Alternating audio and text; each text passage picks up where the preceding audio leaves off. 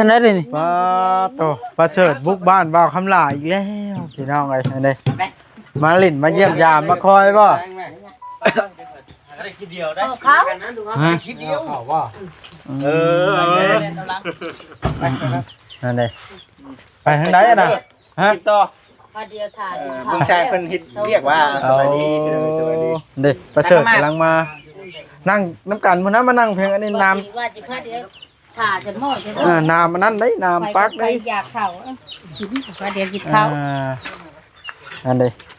ลุงเฉิดเด้เพิ่นบ่มาบ่มื้อนี้ ยังละ ถือว่าในทั้งนี้ได้ปะ นั่งนี่แล้วด้วยลูกชายยังหนึ่งเข่าหัวร้านแล้วไปต้นบอกเจนเราก็ป่วยมากนั่นแล้ว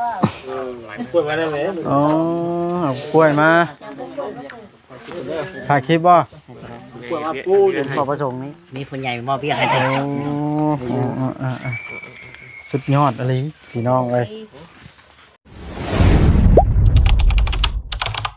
อย่าลืมกดติดตามเพื่อเป็นกำลังใจให้ผมด้วยนะครับทุกคนขอบคุณมากๆครับพี่น้องโดยสบายดีเด้อสบายดี FC เบิดสู่ขู่สู่คนพี่น้องเอ้ยโอ้ล้ม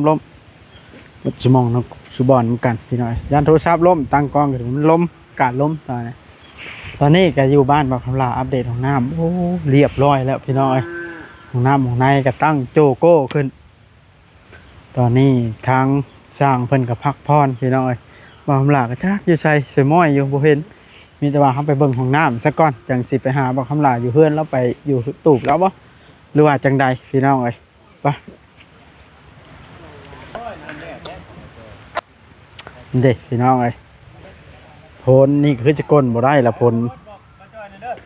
โดยบอกเวียงชิเมื่อป้าแล้วมันเด็กผลพี่น้องคือจะก้นบ่ได้แล้วมันฝนตก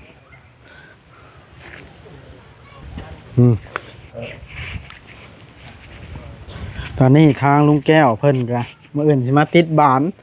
แล้วก็ตั้งโถส้วมแล้วก็เททั้งหน้านี่ออกมาตอนนี้เพิ่นก็พักพรพี่น้องเพิ่นรอให้ปูนแข็งแล้วเพิ่นสิมาปัดนี่เด้ยังอ่อนเนาะโอ้ถือว่ากำลังได้2 คูณ 2พี่น้องใหญ่ได้ของน้ำ2 คูณ 2พี่น้องหลังคามันพอ3 เมตรหลังคาครับงามอหลีอันนี้พี่น้องเราเห็ดงามอหลีอันนี้เห็นดิเนาะหลังคามันเท่ากับเห็นแจกกล้องขึ้นให้ FC เห็นก็พอ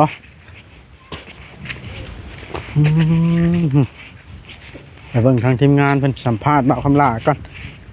เฉพาะจังบ่เห็นบ่าวคำลามาเป็นทีมงานสัมภาษณ์นี่โอ้ย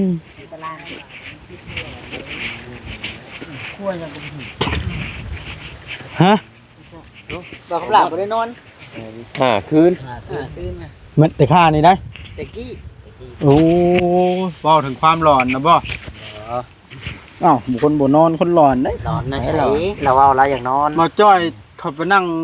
กลอดแฮะ เราล่อเนาะอยากหันใช่ไหมจ้อยจะ บ่ได้ยัง เหรอมันถึก กล้อง จ้ะ ค่อยๆเด้ บอกว่าบ่ได้มีคลิปเด็ดได้กิน คลิปเด็ดบ่ กินนี่นะ คลิปเด็ดยังอ่ะนะ มีคนโทรหาเบาคำลาด่วนกิน เฉพาะบ่ทำละโทรหาอีกได้ไหม บ่แล้ว โอ้เขาเวียกเขาเวียก โทรมาเพจเบาจอยได้ โทรมาเพจบ่จ้อยชาแนล เขาว่าเพจเบาคำลาดิ แท้จริงเป็นเพจบ่จ้อย เขาโทรมาหาบ่าวคำลา บางหลายเอาชื่อบ่าวคำลาไอ้อ้างบ่จ้อยน่ะ บ่ญาติบ่าวคำลา สิลองกล้องเลยไปเด้อเนาะ คุยกัน บ่า เล วย คำลาเนาะ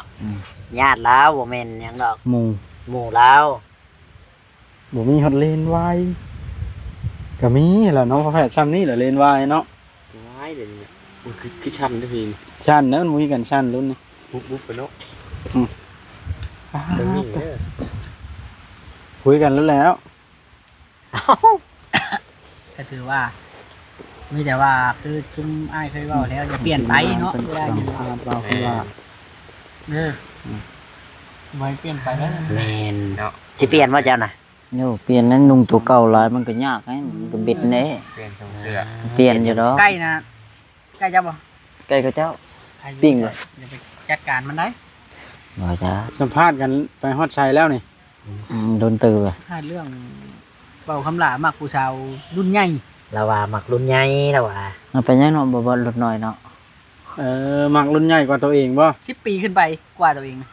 บ่คือเฮ็ดแนวนั้นนะ อยากเป็นเฮือนเป็นหั่งหัว แม่นว่าเขาล่ะอันนี้ บ่บอดเด้ ฮะอยากเป็นเฮือนเป็นห้างต้องเอาผู้สาวใหญ่เอาเลย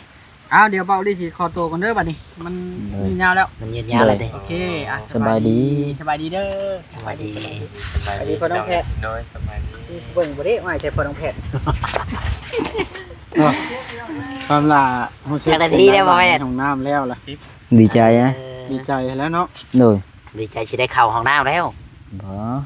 ดีใจได้ห้องน้ำ ใจได้ ได้ของน้ำก็โอ้เพื่อสิหาเงินมาเฮ็ดเองเนาะ โดย โอ้โดนไหนเพื่อสิได้ข่อยยังบ่ทันได้ครับในห้องน้ำเอาหลาย อืม บ่ได้มีเลยข่อยก็ได้เอาหาสิเอาดุมลงขุดดุมมาท่อลง โอ้อาหาเอาลุมลง เอาท่อลงดุม เออ เอาผิด แล้วว่าเช้าลงหลุมเสียวก็ ว้าวอีหยัง บอกเขาล่ะอารมณ์ดีเลยช่วงนี้มีอารมณ์ผัวเขามีความสุขได้ วันนี้เรามีความสุขได้ มาเอิ้นน่ะเตรียมสิกินบ่ลาบงัวนะ เราบ่ฮู้จักเจ้าว่าเสร็จแล้วว่าเสร็จแล้วว่าก็เยอะ ตื่นแล้วเนาะ ตื่นแล้ว สิกินชุบหรือกินดิบ สุกก็กินดิบก็กินก่อย ชื่อคือกินมัดช้องกินอันเดียวก็พอ หมดแล้ว เคยกินได้เบิด ให้เลือกอย่างนั้น ฮะให้เลือกก็อยู่นี่บ่ให้เลือกอย่างเดียว แม่น ก็อยากเป็นเศรษฐี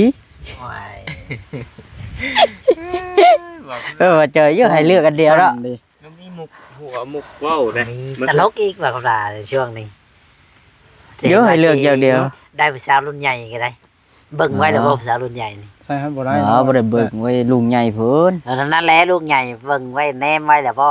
เพื่อเขาลูกเจ้าใหญ่เขาก็ใหญ่กันนั่นแล้ว ใหญ่ก็หาผู้ไม้ หรือว่าบ่เอาว่ารุ่นใหญ่ตัวนั้นแหละมันใหญ่เกิน ได้เงินบ่ ระดับ60เนาะ ซื้อต่อไหม 3,000 ถือ มาไหมคุยไปฮอดสายแล้วน่ะก็ซื้อมา 4,000 บ่บด บ่มี FC บ่วัด ซื้อให้บ่คำลาบ่ต่อ บ่บดมาคอยให้5,000 ฮะ 5,000 จกให้เดี๋ยวนี้บอกคำละนี่ให้จกให้ 5,000กีบนะ นี่ นั่นแหละลุงไก่ช้อน เนี่ย หมูมีซับ ก็ซื้อมา 4,000 บาท ก็ซื้อ5,000กีบ เงินมีเท่านั้นไปซื้อเบิด อยากได้โทรศัพท์แฮงมีโทรศัพท์มี ค่อย ก็ ก็จะ ตาย ได้อ เด้ ยู่ได้ชื่อให้ ก็ ค่อยได้ สิซื้อนี่ซื้อให้เมียเมียลิ้น เอาไว้นี่ไว้ชื่อให้มีชื่อให้ตัวเองก็เว้าได้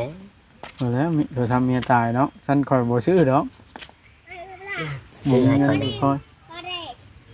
ปลาเรก ป้าเด้ ปลาเรกให้ได้ปลาเรกเบิด คอยกินสมกข้อเบิด ก็กินสมก็เบิด ไผซื้อปลาทูมาให้เอาละ ซื้อแต่มื้อนั้น มื มื้อเขาเบาตุชิดมามื้อซื้อสินหมูมื้อน่ะ เออ ชื่อมือเดียวไปชื่อไปทู่กันมาอย่าสั่งทวิตไปชื่อมา เรียน หรอ ถามบ่ได้กิน เอา เราก็ มาแล้วเขา คุยกันเด้อไปสิจบคลิปก่อน ได้สิให้ สบายดี สบายดีเบาจอยเบาคำลาเนาะพี่น้องเลยเบาบอส ข่อยได้จักนาทีเด้ไปนั่ง โอเคพี่น้องเลยยังไงก็ฝากกดไลค์กดแชร์กดติดตามเป็นกำลังใจให้พวกเรา ว่าจอยเฮ็ดแนวนี้นะ เนาะนี่ได้พี่น้องเอ้ยบ่าวคำลา ได้เท่าไรเลย ได้หยังเนาะ เราก็ดีใจหมู่มาหาเนาะบ่าวละ ใจบ่บ่าว เลย ล่ะ ดีใจ ใครก็อยู่คนเดียวเนาะอยู่กับลูกงอมๆบ่าวคำลาเนี่ยมีรอยยิ้มมีสิ่งที่หัวเราะได้ช่วงนี้ตะกี้ตอนคอยเห็นบ่าวบอสบ่าวบาถ่ายตอนนะเห็นแล้วหนังอาเพกของคอบ่แม่นว่าคำลา จักเขาจื้อบ่ได้ลืมเลย บ่ได้เจ้านางในห่างเพื่อนกันไหน ข้อยก็ลืมข้อย เพราะว่าคอยบ่ได้ยังบ่ได้เข้ามาน่ะข้อยเห็นในคลิป ข้อยก็ลืม เห็นหัวหยองๆใช่ ลูกชายไปทางไหนสบายคำลาเลยนะ ไปลินน้ำลานน้ำเขา ว่าเพิ่นนอน อี เพิ่น หมวย บ่ได้นอนครับ ไม่ได้นอน อ่า ไปเลย อ่า ผู้แม่นอยู่ เป็นได้ พุ่ กับค่ำกลางคืนนอน บ่ได้พันเลขเด็ดหยังบ่ราคาย้ายมาหลายมื้อนี่ บ่ได้พัน จักมื้อแล้วราคาย้ายมานี่ จักจื้อบ่ได้ ชื่อบ่ได้ล่ะ จื้อบ่ได้ ฮอดละบ่อาทิตย์หนึง กลัวแล้ววะ บ่ว่าแล้วกว่าแล้ว กลัวก็ ฮะ กลัว กว่าอาทิตย์แล้วเนาะ กลัวขนาดห้องน้ำมันก็ยัง3มื้อเลยที่เขาเฮ็ดห้องน้ำนี่ก็มัน ได้ ก็ เกือบ กลัว ครึ่งเดือนแล้วมั้ง ได้2อาทิตย์แล้วเนาะของเรานี่เกือบแล้วบ่นั้นกันเนาะ ฮอดอยู่2มื้อ เออ ได้เดือน8บ่ทันได้เบิด เพิ่งเติบซะเนาะถือว่าหึงพอสมควร ดนพอสมควรบอกคำลา แต่ก่อนซักน้ำก็มันก็ว่ารุนเติบเลย อ่ามาแต่ก่อนซักน้ำพุ่นอีกเห็นเนาะ โดย อืม มามื้อเดียวซักก็ตามหลังซักน้ำ อ่า ง่ายลงมาซักน้ำแล้วก็ตื่นมาก็ มาเลย 2มื้อบ่ได้มาเลย นี่แหละพี่น้องบอกคำลา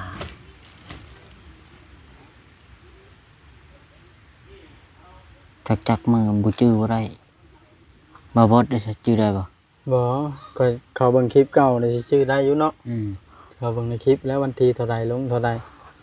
ข้ามานี่ก็บ่ได้พันเลขจักเทื่อเนาะ บ่ฝันมันย้านก็ว่าอยู่มันบ่กล้ามาบอก เออ ไปชังยานเนี่ย เจ้าทีเนาะ เจ้าที่มันบ่ถูกเดียว บ่ถึกเลขบ่ บ่ถูกเดียวกับข่อยเจ้าที่นี่ ว่าดอเพิ่นก็ถึกนั่นแหละเนาะ ถูกอยู่ถูกไปแนวนั้นแนวนั้นบ่กล้าแบบคือว่าแนวนั้นบ่มามันบ่มาใกล้บ่ถูกเดียวได้ เขามาใกล้เลยเฮ็ดก็อยู่ในความผัดมีแต่แกไล่ตีเขา เขาจักปุ๊บพันแต่ละเทื่อก็ อืม แพทย์สิกล้ามาบอกว่า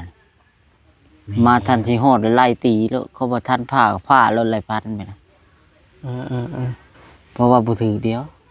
อืม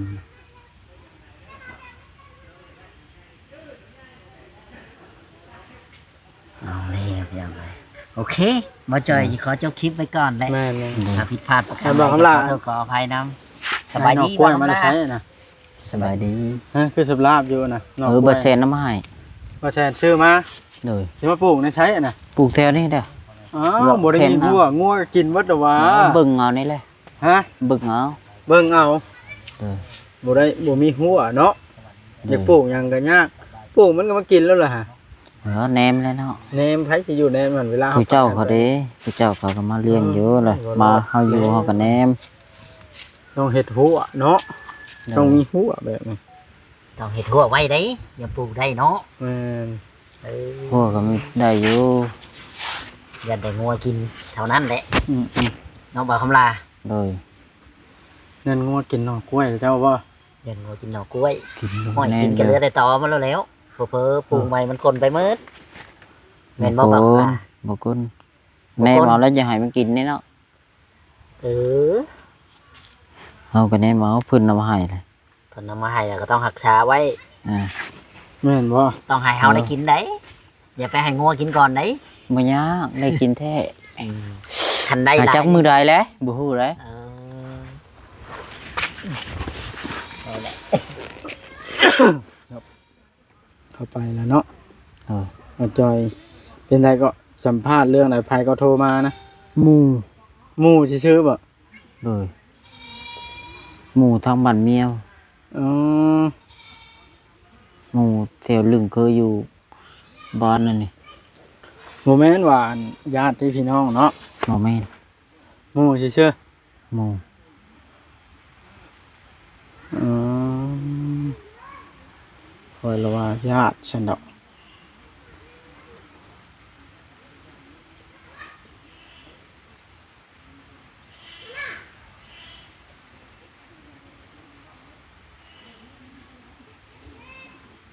แต่เขาหาเวียกอยู่จันทน์อยู่ระยอง ไปข้าวเฮ็ดเวียกนํกันว่าซั่นไปเนาะ 4-5 ปีขึ้นหลัง3-4 ปีขึ้นหลังนะ อืม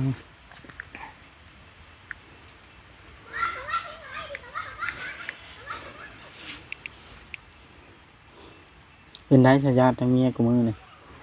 โทรมาอยู่บ่ มานั่ง มื้อนั้นก็แอนอยู่กับเขาบ่โทรศัพท์บ่จอย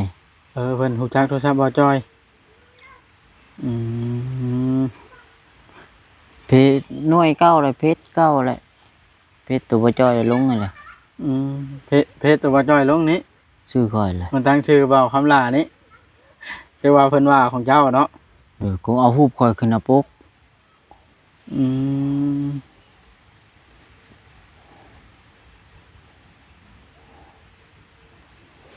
เขาก็เลยโทรมา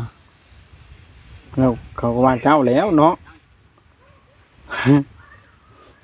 เฮ็ดไปเท่านั้นก็ได้นะแม่ งานแล้ว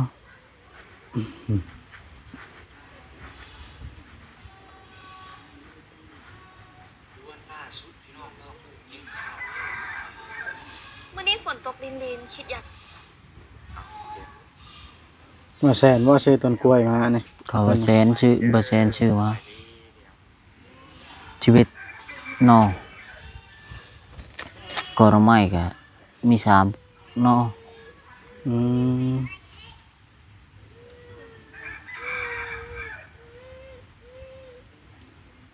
หน่อไม้ก็3นอ 3นอ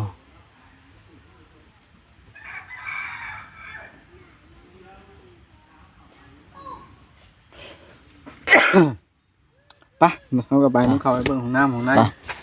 อืมสายแหละ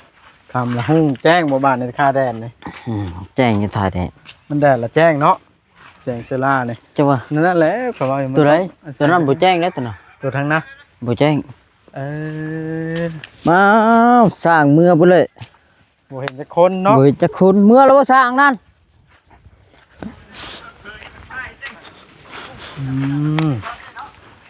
คนเลาะนี่แห้งละมา แล้วหรือบ่ คากบ่อบานในห้องน้ำใหญ่ข้างเนาะ คักอยู่ มัน2 เมตรเด้2 เมตรมณฑลมันเลยใหญ่ บ่ได้ที่มันได้นะที่มันได้จะมาจับจูดไอ้จับจูดแล้ว ก้อนมันจะยอมบัดกัน โอ้ข่อยอยากไปถ่ายคลิปกับตัวตัวนั้นก็ชวนไปถ่ายอยู่ป่ามัน มาอีกแล้ว ตัวนั้นนะ ฮะ ถ่ายอีกแล้วโอ้ย ไผลูกศิษย์ทุกก้อนเด้นี่ นี่เด้พ่อแพทย์ เออ เอาสบายดีเนาะโมเมนต์ว่าลูกชิดไปว่าเขาเคยไปถ่ายเอาดู เรื่องเผาเลยแต่ว่ามันนี่นั่นได้คำหนึ่งมั้ง ครับคุณเนอะ ครับล่ะ ผมยังใช้ครับเรา เออ อย่าพาไป จอยที่ให้เอารถขึ้นรถอีก เออเชื่องกระเจมาจ้อยไว้บ่ เชื่องไว้โลด เล่นกับฮอดเฮือนดีแล้วก็อยากจอดให้ลง ที่รถมานะบ่จ้อยว่า เมนตัวเอง มันยังสิกลับปากันแล้วบ่นี่ เมนครับคุณเนอะ ก็เด้อมาเห็นหน้ากันและไปป้ากันโลดเนาะนี่ โอเมน ป้าหลาเห็นได้บาทในเมื่อเขาเฮ็ดแบบนี้ เอาก็เมื่อไป เมื่อรถ เมื่อรถ บุญมีน้ำหูน้ำตานะบ่ สิบ่ให้น้ำพ่อแพทย์ได้บ่ ฮะ บ่ให้น้ำ ไป พ่อแพท ป ย์ ระเทศ อย่าพามึง สวรรค์ให้น้ำอยู่เนาะ บุญมีน้ำหูน้ำตาน้ำหรอกเนาะแล้วมือหน้า ภาพเมื่อได้ได้คลิปแล้วถ้าเจ้าเพิ่งให้เถียง ฮะ ได้เบอร์จะคลิปแล้วจากเมื่อสิเมื่อให้เถียงเรา อ่า ถ่ายก่อนมานั่งตัดคลิปนี่ถ้าเจ้าที่เผาเมื่อเพียงผู้ใดเป็นเพียงดูเพื่อนน่ะ เรียงมือด่ะ เดี๋ยวเราเมื่อแล้วก็มีเวียกแล้วเนาะ ตัวเองบ่มีเวียก กี่เราคนละคันเดียว เบาดิให้ภัยเลยนี่ ให้พอแปะพอจ่อยมากไก่แล้วถ่ายเอาคลิปเดียว ไอ้ผู้ใด พ่อแพทย์เนี่ย มันไผอัน คืนี่พ่อแพทย์สิพากันไปหาตุกก้อน เบิ่นบ่ เม่น เอ้า เปิดจะไปถ่ายคลิปแล้วแต่กัดพ่อทางออกมากลายไปทางนั้นก็ถ่ายแล้วเขาก็ออกมาพี่เลย โอ้ เจ้ามีคนมีคิดเห็นว่าจังได คัก คัก ไปแล้วถ่ายลงเพจดูมาจ่อยด้วย เป็นได้ไปเฮ็ดเฮือนชาวเทืองนี่เบาดิให้ไปเฮ็ดน้ำอยู่บ่จอยกับพ่อเฮ็ดนี่ อยากให้ไปแล้วเปล่าลีก็ได้มันเขาสิไปบ่ล่ะไปน้ำ สิ บ่ ไปอยู่บ่ล่ะ สิเห็นไปน้ำอยูเอาถามตรงๆเอา คันไปนี่เฮ็ดเฮือนแล้วจบคลิปมีรางวัลให้ได้นี่ ดีใจแล้วเฮ้ย ดีใจแล้วคนบ่ได้ไป ไป ก็คันอยากให้ไปนะมันนั่นมื้อใดว่างก็ไปน้ำกันไป เนาะคันมื้อไปมื้อบ่บ่ได้ให้รางวัลได้ เอาเร็ว เอามือคาเวียกเด้เฮาก็บ่ได้ไป ไปแล้วมันคาเวียก เนาะ มีแต่ว่าเดี๋ยวพรุ่งนี้โน้ตเช้าเนี่ยเขาอยากให้ไปแบบนี้นะมันนัก แม่นมัน เวียกมันนัก มันต้องใช้หลายคน แม่น ได้ ได้แบบนั้น ได้ช่วยกันนั่นแหละหลายคน เรื่อง พี่น้ อา อง หาร เนาะ การกินเดียวชื่อประตูปัญญังแก้วกินไปเนาะ กับบุ้ยปัญหาดอกตัวนั้นเนาะ แม่น ต้มหน่อไม้ยังเจ้าเทืองเราหาไว้ดอกตัวน่ะ กินไป บ่จ้อยได้สิไปอยู่บ่ อืม เอาว่าคำลาไปนํบ่ เอาบ่เขาลาไปน้ ไปจีบชาวเทืองบ่ ำรุ่นใหญ่ได้เปล่า ชาวเทืองแฮง เพิ่นมักรุ่นใหญ่ได้ รุ่นใหญ่มันได้ชาวเทืองก็ เจ้าเทืองกับรุ่นเดียวก็บอกคำลาเลย เลื่อนละ10ชาวเทืองเลื่อน5-6ปีเนาะ เรา30เลยว่าเจ้าเทือง35บ่ 37นี่แล้ว ทำกันแล้วก็บอกคำลายืน10ปีพอดี อ่าอันนี้ก็เป็นชา7ชา8นึงนะมา ให้ประเชิดมาหน่อยวัดเบิ่งได้ไหม ฮะบุกมาแล้วไปลุย